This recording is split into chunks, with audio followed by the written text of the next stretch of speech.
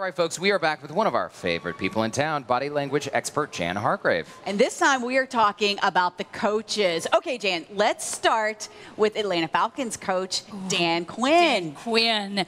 You know, all of his body language says he's a really big socializer, he's charismatic, and he's an encourager of his team. He wants his team to socialize even when they're not on the field. He likes them to go out, and they say that he is they describe him as the world's coolest coach.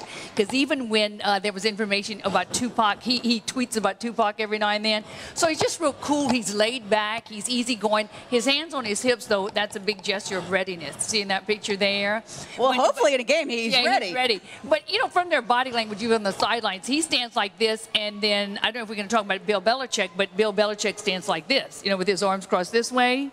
So if you notice when Bill Belichick's on the sideline, he's like this. In other words, saying, you know, I'm going to call the plays, and I'm going to, I don't want to listen to what you say. I'm going to make those decisions. With Bill, you want to talk about Bill a bit? So when you see him, his eyes are real beady, and that means he's like in deep, deep thought, and he speaks in a monotone kind of voice. He never goes up and he never goes low. In other words, he doesn't want to reveal too much information about what he knows to someone else. So he's super guarded. Super guarded, but during the deflate gate, and if you looked at his body language, there were some gestures there of deception when he said, you know, I didn't know that much about it, the eyes closed for too long. And then he does make this sound. I don't know if I can make it, but it's like a... Oh, it's a lip smack. A lip smack. How do you do it? Yeah, it's like disagreement or discouragement with something. So it's like he's saying, this is beyond me even answering that question. Wait, so you could tell, oh, sorry to interrupt, JB, but really, if someone keeps their eyes closed a little too long, that's an indication that they may be lying. Yes, what happens when you keep your eyes closed like this, it means that you're trying to block out information from someone else who you know something, but you don't want them to know it's, because when you're afraid, you know, you close your eyes and you close your eyes and you close your eyes. So there's a normal blinking rate, like you're blinking at a normal rate right now, Jennifer. But I'm just going to sit here and stare at you. But if someone keeps their eyes, for too long closed, it means they're blocking out information from someone else. Interesting. Well, so Belichick looks mad here. Do you think that he's just maybe on the defensive at all points now? Because let's face it, I mean, a lot of people, either you're a Patriots fan or you're all the other teams and you're against the Patriots. He feels like the world is against him. Excuse me.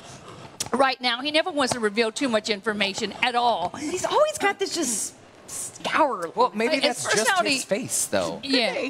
His personality is really dry. You know, you've seen him on the sidelines. The only time I saw him happy was at the Wind a couple of weeks ago when he had his girlfriend on stage and he kissed her. That was the first time I'd ever seen him glow that way. So maybe his life is a bit changed, but in the whole realm of football, he will never reveal too many things about himself personally, about his team, about anything, about any kind of play. He's a very closed individual. He's not that much of an encourager, I find, not like Dan Quinn, who walks around with all his players and says, you did a good job, you did a good job, you did a good job. He may not do that in front of us. Maybe he does it later on in the locker room. I'm not too sure. Do you think a lot of the coaches, though, in the NFL kind of have that guard up when they're on the field? You can tell a lot about their personalities. I'm thinking of Tony Dungy. Like, Tony's really laid back and easygoing, and that shows in the way that he paces. So even in the way that they pace, you can kind of tell what's their inside personality. You know, like I said, Belichick this way, Quinn is more open and hugging and things of that sort. So you can tell a lot about how they control their team by what kind of personality does that coach have. What sort of signs should we look for in case they're frustrated with their team? I mean, when things are going wrong, that's really what I want to know. Rubbing of the neck is a big sign of frustration, like, oh my God, I can't believe they just did that. That's a big sign of frustration. And would we see, I know you said hands on the hips, hands on at the ready. It's like, think of a baseball player who struck out and he's going back into the dugout. You know, he's going like this and then kicking an imaginary object on the ground. You know, just what if they just do like the whole just arms crossed, just mad? It's like of course they're angry with you. I can't even do it. I would hate to do a bad play and then come off the field and know that my coach, or in some instances, some quarterbacks are really controllers of the team too. And I think of Peyton Manning. I think that if one of Peyton's boys teammates did not do well, I think when they got on the sidelines, they did not really want to face Jan Hargrave, I'm so mad that our segment is over. Okay, but do you have a prediction for the game real quick? I think maybe the Falcons. Yes. Okay, we'll see. Guys, for more info on body language, you can always visit janhargrave.com.